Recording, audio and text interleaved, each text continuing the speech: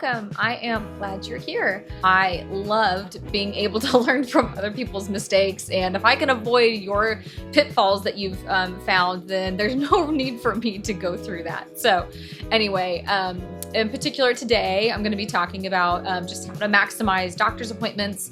Lord knows they don't give us hardly any time at all, not often anyway. And so these are just the tips and the tricks and just the little things that I've learned along the way in the last 10 plus years of being in hospitals and appointments and clinics and all the different things that I have found that have really helped make the most of those appointments, regardless of the length of time. That helped me be prepared. And so anyway, if that interests you, then let's go. Let's talk about it. My first recommendation, and just probably the most important thing, is have hard copies of your medical files with you when you go to appointments. There just are so many things that can go wrong with trying to transfer electronic copies from a hospital to an office or from one office to another or whatever. And when you go to get imaging done, ask them when you check in for a hard copy of your imaging, that you would like one. And most often, by the time I've even gotten back up to the waiting room, they already have it ready, or within moments of me getting up there, they start burning that disc because they know that you want it. Have those, because some doctors, they prefer the reports, but others, such as physiatrists, maybe orthopedic surgeon, whatever, they're going to want to see those physical images, or have the CDs to see the images themselves. And unless they're in a hospital system where they can use those images directly, it's not common for them to have those typically. The other thing with being prepared is being prepared potentially to wait. Whether that means, you ask someone to help drive you so that you have energy when you get back home. Maybe you've never been to this doctor before and, it could be, 50-50. You might wait or it might be real quick. But specifically for the appointments where it's very likely going to take a while. And, sometimes these doctors, they're fantastic and so are willing to put up with those gargantuan wait times that are just really long. Don't know why it happens, but it does, and sometimes they're worth waiting for. I've had a good couple of doctors like that, and that helps me when I'm waiting, is knowing I know I'm 2 hours behind schedule, but he's going to give me a whole hour of his time, and no one would ever give me that time. So it helps to keep that in mind, especially if you know you're going to get that time. Pack a snack, pack electrolytes, pack a protein shake to avoid hunger or blood sugar drops, or whatever it is that you're prone to having. Whatever you can do to mitigate those symptoms, to reduce your stress levels, make sure you have it packed. Maybe bring a book, maybe a little crocheting or a needlepoint project seems to be quite common within these medical communities, that some people really enjoy taking those things up if you're capable of doing that. Otherwise, maybe you wait to save the latest episode of your favorite TV show or content creator till you get there, to help you kind of pass the time a little bit easier, so you're not just like, I'm not enjoying what I'm doing, so it's a little hard. But that's something that I do from time to time, is save my favorite things. Anyway, so bring a cushion if you need a cushion and you're someone who's prone to pain with extended periods of sitting. Just be prepared in any way that you need to reduce your stress levels so that you can endure the potentially long appointment. And one of the last and important things is find something to reward yourself with when you're done. Like maybe you want to stop by and pick up your favorite meal on the way home. Maybe you save that show instead of for the appointment for after the appointment.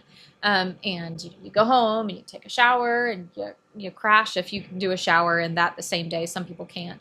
Some people can. And just find something that can help motivate you to be like, okay, this is temporary. I will make it to the other side and then I get to do this thing. So in any way that you enjoy winding down, prepare for that, especially some of these longer appointments when you really can't predict it. Okay, another good way to be prepared is study up on who you're going to see as a doctor, like what kind of doctor you're going to see. And then maybe when you're making the appointment or you're confirming it, ask them, hey, is there anything in particular that this specialist likes to see? Is he more somebody who likes you to keep a symptom journal? And I have had probably 3 or 4, usually cardiologists, that like me to keep a symptom journal. They want to know what is triggering those cardiac episodes. Is it specific to the time of day? Is it specific to temperature? Or is it specific to a type of food I'm eating? Maybe stress I'm going through. Does it even have a pattern at all? I have a spreadsheet of diagnosis. I have a spreadsheet that says, excuse me, who diagnosed me, when they diagnosed me, how they diagnosed me, what testing they used, what was the result of this testing, imaging, is the condition active or inactive, such as an autoimmune disease. I have Hashimoto's thyroiditis. It actually is a really weird presentation, and I stay in remission most of the time, but that is neither here nor there.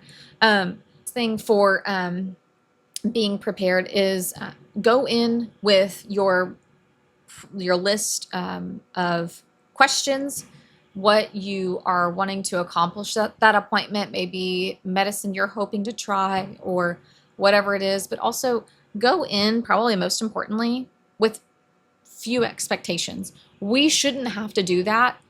The reality is it's really good for our mental health when we do. Okay, the next one is be studied. Know why you've been referred to that doctor, or what treatment you're being worked up for if you're having testing referred.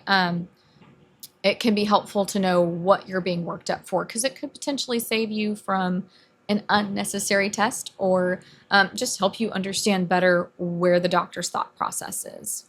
Another part of being studied is know your own medical history well.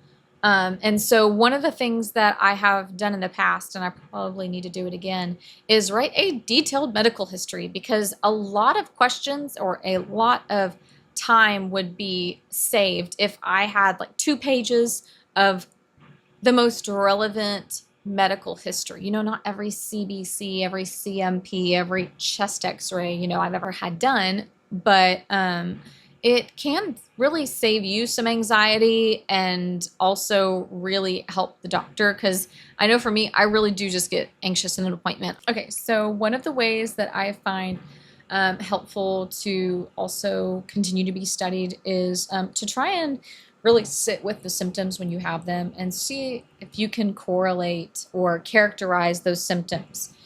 I've got this weird muscle, like spastic muscle pain that really hurts, and it comes on when I do too much, and but it eases with rest. But if I keep pushing it, it doesn't go away, and I might have it for a few days. That might actually point them not only to what type of muscle pain it is, but also what might be causing it. It can really help. But I've had a heart attack, I've had gastroparesis, I've had esophageal spasms, and all of them are both painful, but all of them feel differently. So if I go in and I say chest pain, the doc's going to be like, okay, like that's so helpful.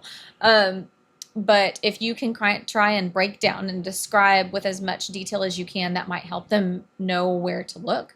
But this isn't totally foolproof, because you have to understand these doctors go to medical school and they're taught about existing diseases that they know about. The problem is you might not have something that's identifiable yet in medicine, and they themselves haven't felt that. Maybe they've never felt chest pain. Most people haven't had a heart attack, especially at my age, or maybe that doctor's never had gastroparesis, but he's a GI, so he maybe hears patients talk about it in certain ways, and so they've learned how to take certain symptoms that people describe and go, oh, that sounds like what I've heard patients say gastroparesis, feels like.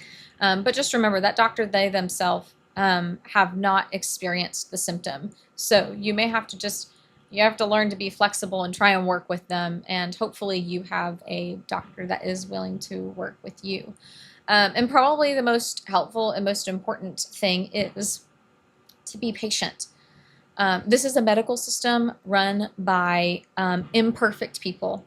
Yes, they are professionals. Yes, they should be on their behavior at all times, but so should you. Your sass is not going to speed along any, doctor's appointments. It's not going to win you any kind of popularity contest, not the ones that you want to win, at least. Whenever I was behaving in the way that I wanted to be treated, I got moved to the top of some of these nurses' care for first list, not because I was trying to brown nose my way there, but rather because I wouldn't want to be treated that way. And chances are they just left some sweet, usually sweet, firm old woman who having a bit of temper when she's upset and doesn't feel good. And she's old, like she's having a hard time.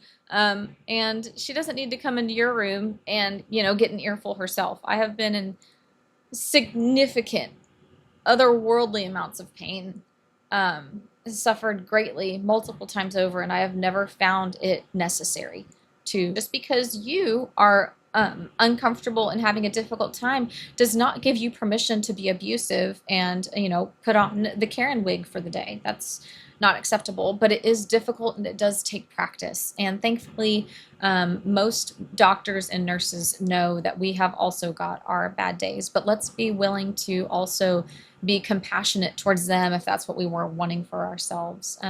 Also, it's not going to win you a popularity contest to be a jerk. Like, it's not. Remember that you are one of many that these very short-staffed clinics, offices, hospitals are trying to care for.